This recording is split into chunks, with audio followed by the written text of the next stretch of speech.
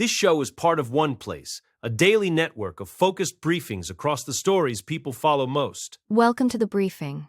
We are tracking a major murder verdict in Utah, a disturbing plot by Florida teenagers, and several cold cases finally seeing movement in the court system today. A Utah mother is convicted of poisoning her husband. Florida teens laughed about makeup after a murder arrest. A body was discovered buried beneath a garage floor. Parents allegedly beat their child at an Idaho aquarium. Prosecutors called a grieving author a Black Widow killer. A tipster led police to remains under a garage. An Arizona teen gets prison for a fatal hit and run. A judge blocked text messages in a manslaughter trial. A nursery worker was jailed for abusing 5 children. A DoorDash driver discovered a body in a closet. Starting in Utah, Kuri Richens, the Utah mother who gained national attention for writing a children's book about grief after her husband's death, has been found guilty of his murder. A jury in Summit County deliberated for only 3 hours before convicting her on all counts, including aggravated murder. Prosecutors proved that Richens spiked her husband Eric's Moscow Mule with a lethal dose of fentanyl in March 2002. The amount found in his system was 5 times the lethal limit. This verdict brings a dramatic conclusion to a trial that painted the author as a calculated killer, motivated by financial gain. The evidence against her was overwhelming, including testimony about her attempts to poison him previously. Eric's family had long suspected her, recalling a suspicious illness during a trip to Greece, and a severe reaction he had after eating a sandwich she prepared on Valentine's Day. Beyond the murder, she was convicted of mortgage fraud and forgery for trying to close a multi-million-dollar deal right after he died. Richens now faces a mandatory life sentence. Her sentencing is set for May 13th, finally providing some closure for Eric's sisters who testified about their brother's fear for his life. Next up, in Florida, 2 teenage girls are facing serious charges after allegedly plotting to murder a classmate. Isabel Valdez and Lois Lippert, aged 15 and 14, were caught on police dashcam footage, laughing and joking about their appearance shortly after being arrested. The video shows them discussing their makeup for their upcoming mugshots and describing the arrest as a bonding experience. Prosecutors have called their behavior sociopathic, noting that the girls showed no remorse for the alleged plan to stab a fellow student to death. The plot was reportedly part of a disturbing blood ritual they intended to carry out. The details of the planned attack are chilling, as the girls allegedly targeted a student because he reminded them of a notorious school shooter. They were caught after an anonymous tip was submitted through a school safety app, allowing police to intervene before anyone was physically harmed. During their time in the back of the patrol car, they even discussed starting a romantic relationship while in prison. Both girls have pleaded not guilty to charges of attempted, premeditated murder. They remain in custody as the legal process moves forward, with the community left shaken by the coldness of their recorded conversations. Now to Massachusetts. Authorities in Massachusetts believe they have finally located the remains of Jill Kloppenberg, a woman who has been missing for over a year. The discovery was made underneath a garage floor in Tyngsboro, after a tipster told police that 40-year-old Sean Sullivan admitted to the killing. Sullivan allegedly told a friend he had murdered a woman named Jill back in early 2025. Using ground-penetrating radar, investigators identified a suspicious patch of concrete in the garage of a home where Sullivan previously lived. After digging through the floor, they found a body wrapped in plastic in a shallow grave. Sullivan is now facing charges of murder and improper disposal of human remains. While the medical examiner is still working on a formal identification, the district attorney stated that all evidence points to the victim being Kloppenberg. She was last seen in January 2025, and her disappearance had left her friends and family desperate for answers. Her uncle expressed relief that she was found, though the circumstances are tragic. Sullivan is scheduled for arraignment this week. This case highlights the importance of tips from the public, as a single conversation between friends led police directly to the hidden crime scene. Moving to Idaho, an Idaho couple, Zachary and Megan Olpin, are facing felony charges after allegedly abusing their 7-year-old daughter during a public outing to an aquarium. Surveillance footage from the East Idaho Aquarium, reportedly shows the parents repeatedly striking the child and dragging her across the floor. In one particularly violent moment, the father is accused of slamming the young girl's head into a metal electrical box multiple times. The child later told investigators that her parents kept bonking her on the head because they were angry with her.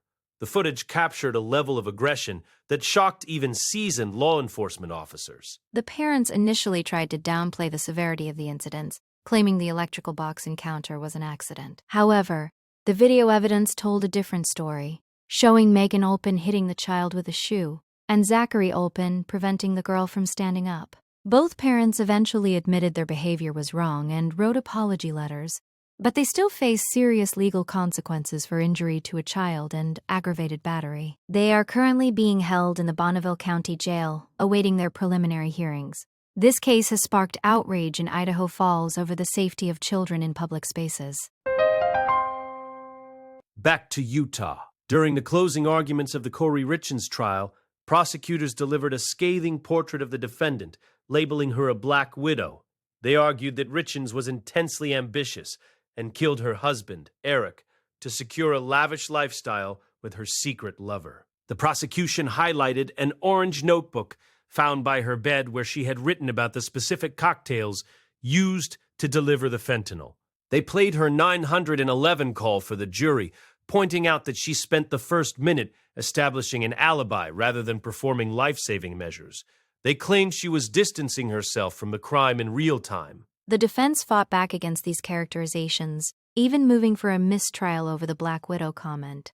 While the judge denied the mistrial, he did instruct the jury to disregard comments about the defendant's demeanor. Prosecutors also pointed to a recorded call where Richins appeared to feign ignorance about the drugs found in Eric's system. They argued her entire persona as a grieving widow was a calculated performance designed to cover up a cold-blooded murder for money. The jury ultimately agreed with this assessment, finding that her desire for a Midway mansion outweighed her husband's right to live. Next story. In a related development to the Massachusetts garage discovery, more details have emerged regarding the arrest of Sean Sullivan. The Middlesex District Attorney confirmed that Sullivan is being charged with the murder of a woman referred to as Jane Doe while the identification process continues. The tip that led to the discovery was specific, alleging that Sullivan had shot the victim before burying her. When police arrived at the Tynesboro home, they found a 5-by-3-foot patch of recently repaired concrete in the garage.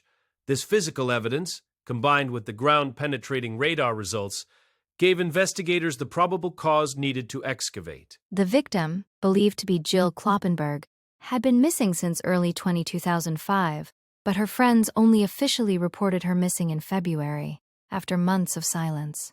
She was known to struggle with addiction, which may have complicated the initial search efforts.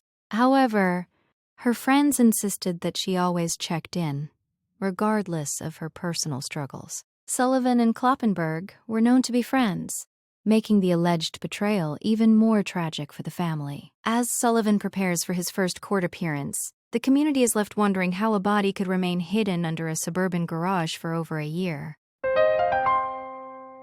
Now to Arizona. An 18-year-old in Arizona, Alexis Eduardo Ibarra Guerrero, has been sentenced to 2.5 years in prison for a fatal hit-and-run that killed a 75-year-old grandmother. Sally Rodriguez was walking to a bus stop when she was struck by Ibarra Guerrero, who was driving without a license. Dashcam footage showed the teen getting out of his car to look at the dying woman before deciding to flee the scene. Prosecutors noted that Rodriguez was carried on the hood of the car for several blocks before falling off.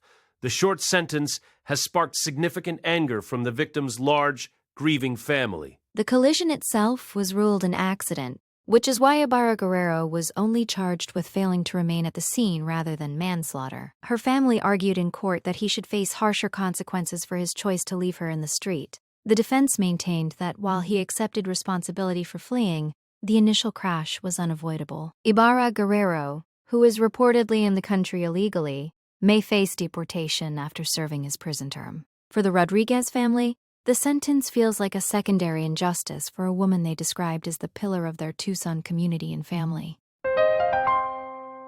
Shifting to Florida. A Florida judge has ruled that prosecutors cannot use certain text messages in the trial of Brianna Moore, a former University of Tampa student accused of killing her newborn. Moore is charged with aggravated manslaughter after her baby was found in a trash can in her dorm room. The excluded texts involved a conversation about a plan to kill the child, which Moore allegedly called her favorite option. However, Judge Thomas Palermo ruled these messages were inadmissible character evidence. He noted that the texts were sent when Moore was only 4 weeks pregnant and didn't necessarily prove a specific intent to kill. This ruling is a significant blow to the prosecution's case, as they intended to use the messages to show Moore's state of mind. The judge argued that the texts only served to show she was the sort of person who might commit such an act, rather than proving she actually did it. Moore has pleaded not guilty and previously claimed she didn't even know she was pregnant. The trial is set to begin on March 30th. While the texts are currently barred, the judge left the door open for them to be introduced, if the defense makes certain arguments during the trial. Across the Atlantic, in Bristol, England, a nursery worker named Nathan Bennett has been sentenced to 24 years in prison for the sexual abuse of 5 young children. The judge described Bennett as evil and a dangerous predator who exploited his position of trust at the Partout King Street nursery. Bennett targeted boys as young as 2 and 3 years old, showering them with affection to gain their trust before committing the abuse. Some of the attacks even occurred in front of other children. The judge considered a life sentence, but ultimately settled on a 30-year extended sentence to ensure long-term supervision after his release. The impact on the families has been devastating, with parents expressing overwhelming guilt for sending their children to a place they thought was safe. One mother spoke about the unknown future her son faces and how this trauma might affect his mental health for years to come. A father described feeling dead inside upon hearing the news. Bennett pleaded guilty to 13 offenses and was found guilty of 8 others, including rape. The case has raised serious questions about vetting processes and childcare, as Bennett was able to hide his vile desires while working as an early years practitioner for years. Finally, North Carolina. A DoorDash driver in Charlotte made a gruesome discovery while delivering an order to an apartment complex. The driver noticed a foul smell and was told by someone at the residence that a dead woman was inside. Police later found the body of 26-year-old Evelyn Enamorado Cisnado hidden in a closet and wedged behind a door, covered in towels. Investigators have arrested her lover, Liz Brito Costa, and charged her with first-degree murder. The motive appears to be jealousy, as court documents suggest Brito Costa killed Enamorado Cisnado after discovering she was in another relationship.